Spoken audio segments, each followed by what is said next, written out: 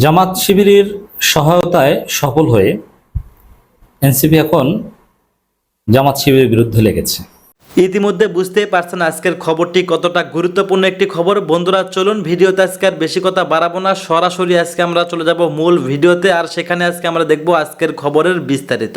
জামাত শিবিরের সহায়তায় সফল হয়ে এনসিপি এখন জামাত শিবিরের বিরুদ্ধে লেগেছে।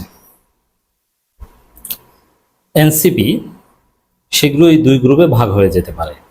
এনসিপির ভাঙন অনিবার্য আমি দেখতে পাচ্ছি। দর্শক, আপনারা জানেন যে এনসিপির প্রতিষ্ঠা এটা জামাত শিবিরের প্রত্যক্ষ সহায়তায়। কিভাবে এটা জানে যে বৈষম্যবিরোধী ছাত্র আন্দোলন নাগরিক কমিটি থেকেই এনসিপি। বৈষম্যবিরোধী ছাত্র আন্দোলনের কোনো মিছিল মিটিং এগুলোতে 90% থাকতে শিবির, 10% হচ্ছে আলাদা কেউ যারা এখন এনসিপিতে আছে। আপনি দেখেছেন একসময় বৈষম্যবিরোধী ছাত্র আন্দোলন হাজার হাজার স্টুডেন্ট নিয়ে মিছিল করতো ঢাকা বিশ্ববিদ্যালয় সহ বিভিন্ন জায়গায়। যে মিছিলে 1000 লোক হতো এখন 100 জন লোক হয় না। তো কি বোঝা গেল? আচ্ছা করেন না, একটু প্রমাণ দেখান না। যখন পর্যন্ত নতুন এই ছাত্র সংসদ বা এনসিপি প্রতিষ্ঠিত না হয়েছে, জাস্ট যতদিন পর্যন্ত শুধু বৈষম্যবিরোধী ছাত্র আন্দোলন এবং নাগরিক কমিটি ছিল, তখনকার সময়ে তাদের মিছিলে কত লোক হতো আর এখন কত লোক হয়। এই যে বাইতুল মোকাররমের সামনে একটা সমাবেশ করেছে, কত লোক হয়েছে। এর মানে নাগরিক কমিটি কিংবা বৈষম্যবিরোধী ছাত্র আন্দোলন যতদিন পর্যন্ত শিবিরের সাথে ছিল তখন হাজার হাজার লোক হতো, তারপর আর লোক হয় না। এদের উত্থান পথ চলা, এমনকি আন্দোলনের সময় বৈষম্যবিরোধী ছাত্র আন্দোলনের সমন্বয়ক তো বেশিরভাগই শিবির ছিল। এরপরে নাগরিক কমিটি মোটামুটি যে সংগঠিত করেছে সব সাবেক শিবির। এরপরে এনসিপি গঠিত হয়েছে। এরপর সর্বশেষ যে আন্দোলনটা করলো আওয়ামী লীগ নিষিদ্ধের দাবিতে আন্দোলন, সেখানে 70% ছিল জামাত শিবির, 10% ছিল চরমোনাই, আর বাকি 5% বা 10% ছিল এনসিপির লোকজন। আর যদিও এটা এনসিপির কোনো যৌথ সাংগঠনিক উদ্যোগ ছিল না, এটা হাসনাত আবদুল্লাহর মূল গাড়ি। তা এখন সফল হয়েছে, আওয়ামী লীগ নিষিদ্ধের দাবি আদায় হয়েছে। 70% এফোর্ট ছিল জামাত শিবিরের, এখন এসে জামাত শিবিরের বিরুদ্ধে লেগেছে। মানে এই যে এনসিপির চরিত্র, এতে এনসিপির মধ্যেও তীব্র ক্ষোভ বিরাজ করছে। এনসিপির অনেক নেতারা মাহফুজ আলমের বিরুদ্ধে ফেসবুক পোস্ট দিচ্ছে, আবার কেউ কেউ মাহফুজকে ডিফেন্ড করছে। মানে এনসিপির মধ্যে একটা মতবিরোধ স্পষ্ট। এনসিপি তো ভাঙন আগেই ঘটেছে, যেমন এই যে একটা কি গঠিত হয়েছে না, আপ বাংলাদেশ নাকি, ওটাই তো এনসিপির ভাঙনের একটা ফল। এনসিপি থেকে পদবঞ্চিত নেতারা অলরেডি একটা দল করেছে আপ বাংলাদেশ, সেখানে অনেকে যেতে পারে, অথবা আরো নানান ভাবে এখান থেকে পদত্যাগ করে যেতে পারে। তো এনসিপির এই ভাঙন অনিবার্য। তা আদর্শিক কারণে বা নানান কারণে, বা এনসিপির একটা অংশ ভারতীয় ন্যারেটিভ গ্রহণ করছে, এটা তরুণরা স্বাভাবিকভাবে মানতে পারছে না বা মানতে পারবে না।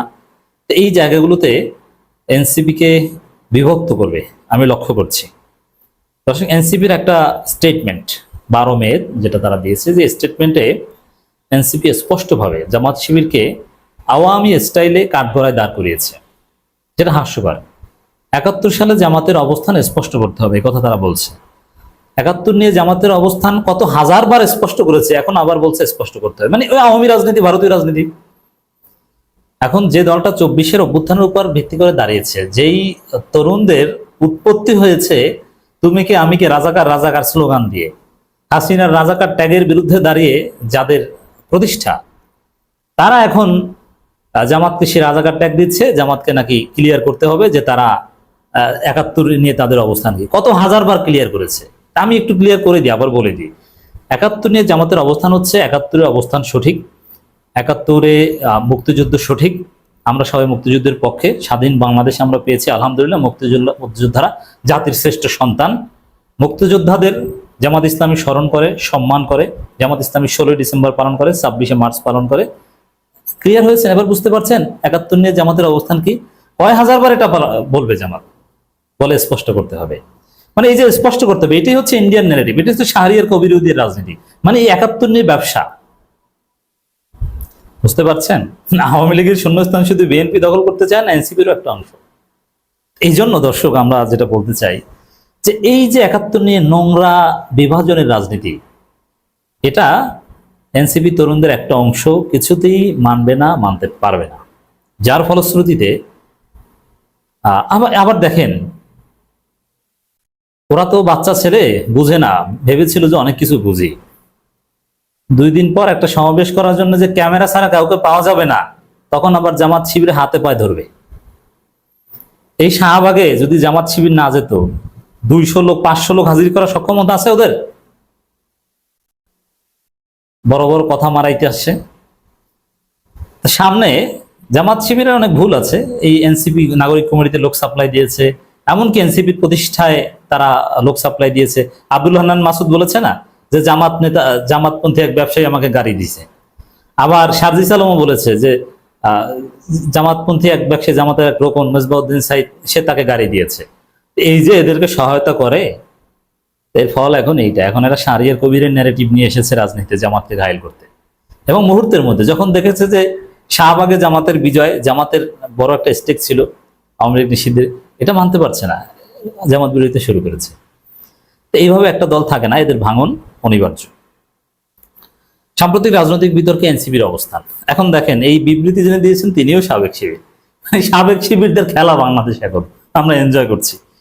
আমরা গভীর উদ্বেগের সাথে লক্ষ্য করছি আওয়ামী লীগকে সন্ত্রাসী সংগঠন ঘোষণা করে নিষিদ্ধ করা, আন্তর্জাতিক অপরাধ ট্রাইব্যুনালের আইনে আওয়ামী লীগের দলগত বিচারের বিধান যুক্ত করা এবং জুলাইয়ের ঘোষণাপত্র জারি করার দাবিতে ফেসিবাদ বিরোধী ছাত্র জনতার আন্দোলনে বিভিন্ন রাজনৈতিক দল, মত, পক্ষ এবং সাধারণ ছাত্র জনতা স্বতঃস্ফূর্তভাবে অংশগ্রহণ করলেও একটি পক্ষ সচেতনভাবে দলীয় স্লোগান এবং বাংলাদেশের জনগণের ঐতিহাসিক সংগ্রাম বিরোধী স্লোগান দিয়েছে, যা জুলাই পরবর্তী সময়ে সাম্প্রতিক আন্দোলনে ওই জাতীয় ঐক্য নবায়নের সুবর্ণ সুযোগ সৃষ্টিতে ব্যাঘাত ঘটিয়েছে। এর মানে জামাতকে এখন জাতীয় ঐক্য বিরোধী বলছে। চিন্তা করছেন এনসিপি রাজনীতি কোন পর্যায়ে চলে গেছে? এর জবাব আমি একটাই দেব, সামনে কোনো সমাবেশ করার প্রয়োজন হোক, ক্যামেরা ছাড়া তোমরা লোক পাবে না। জামাত যদি সাংগঠনিক সিদ্ধান্ত নেয় যে আমরা লোক সাপ্লাই দিব না, ক্যামেরা ছাড়া লোক পাওয়া যাবে না, আর স্টেজে কিছু লোক পাওয়া যাবে। এদের পক্ষে এখন পর্যন্ত কিছুই না। জামাত হচ্ছে সূর্য আর এনসিপি হচ্ছে চাঁদ। সূর্য আলো দেওয়া বন্ধ করলে তোমরা ধৈঞ্চা। লিখে রাখো, আমি বলে দিলাম, চ্যালেঞ্জ দিলাম, কেউ নাই। এগুলো বলতাম না, কিন্তু বলতে বাধ্য হচ্ছে। দর্শক, এখন আমি নিজে শুনে এসেছি জামাত শিবির স্লোগান এটা হয়েছে শাহবাগে, কিন্তু সেটা আবেগী অনেকে দিয়েছে। পর মুহূর্তের মধ্যেই জামাতের শিবিরে সেই শুনে তারা বলে দিয়েছে না, এই ধরনের স্লোগান আর হবে না, আমরা কঠোরভাবে এটা নিয়ন্ত্রণ করব। আর সেটাকে বলছে উদ্দেশ্যমূলকভাবে। আর স্লোগান যদি দিয়েও থাকে, সেটা ঐক্য বিনষ্ট হবে কেন? জামাতের লোক জামাতের স্লোগান দিয়েছে, তাতে কি? আওয়ামী লীগ নিষিদ্ধ তো চেয়েছে, তোমাদের বিরুদ্ধে তো আর স্লোগান দেয়নি। জামাতের স্লোগান দেয়া কি হারাম? এটা উচিত হয়নি সামগ্রিকভাবে, যেহেতু একটা সবার প্ল্যাটফর্ম। তারপর ওখানে জামাত শিবির স্লোগান দিয়েছে, তো কি হয়েছে এমন? এগুলো কোনো কথা না। ওরা এনসিপির একটা অংশ রয়ের খপ্পরে পড়েছে মনে হচ্ছে, কিন্তু বুঝবে মজা কিছুদিন পরে কর্মসূচি দেওয়ার প্রয়োজন হলেই ওদের চালাকে শেষ হয়ে যাবে। আমরা ব্যর্থহীনভাবে বলছি, জাতীয় নাগরিক পার্টি এনসিপির কোনো সদস্য সাম্প্রতিক আন্দোলনে দলীয় স্লোগান কিংবা এই জনপদের মানুষের সংগ্রাম ও ইতিহাস বিরোধী কোনো স্লোগান দেয়নি। ফলে যেসব আপত্তিকর স্লোগান নিয়ে জনমনে প্রশ্ন উঠছে, তার দায়িত্ব সংশ্লিষ্ট পক্ষকে বহন করতে হবে। এনসিপি এর সাথে জড়ানো সম্পূর্ণ অহেতুক এবং অনাকাঙ্ক্ষিত। না, এখানে বাংলাদেশ বিরোধী কোনো স্লোগান দেওয়া হয়নি, এগুলো ভুয়া কথা। কিসের, কোনটা বাংলাদেশ বিরোধী স্লোগান? ফাজলামি। গোলাম আজমের বাংলায়, এটা কি এটা বাংলাদেশ বিরোধী স্লোগান? গোলাম আজম কি বাংলার না? আদালত তাকে নাগরিকত্ব দিয়েছে না? বরং এনসিপি সদস্যদের বক্তৃতা স্লোগানে জনপদের মানুষের ঐতিহাসিক সংগ্রামে অধ্যায় সমূহ তথা 1947, 71 এবং 2024-এর প্রতিফলন ছিল। আমরা আরো লক্ষ্য করছি, আন্দোলনকারীরা জাতীয় সঙ্গীত পরিবেশনের সময় একটি পক্ষ আপত্তি জানালো আরো দৃঢ়তার সাথে জাতীয় সঙ্গীত পরিবেশন করে। কি আপত্তি করে? জাতীয় সঙ্গীত নিয়ে কোনো আপত্তি? আর জাতীয় সঙ্গীতের বিরুদ্ধে বলা যাবে না, এটা আপনার কেমন রাজনীতি? এটারও তো একটা ফেসিবাদী এলিমেন্ট। এই জাতীয় সঙ্গীত আমি মানি না, কোনো সমস্যা আছে? জাতীয় সঙ্গীত পরিবর্তন করতে হবে, এটা কি আমি বলতে পারি না? মানে এইটা তো আওয়ামী রাজনীতি, যে এগুলোর বিরুদ্ধে বলা যাবে না, রটার সঙ্গীতের বিরুদ্ধে বলা যাবে না।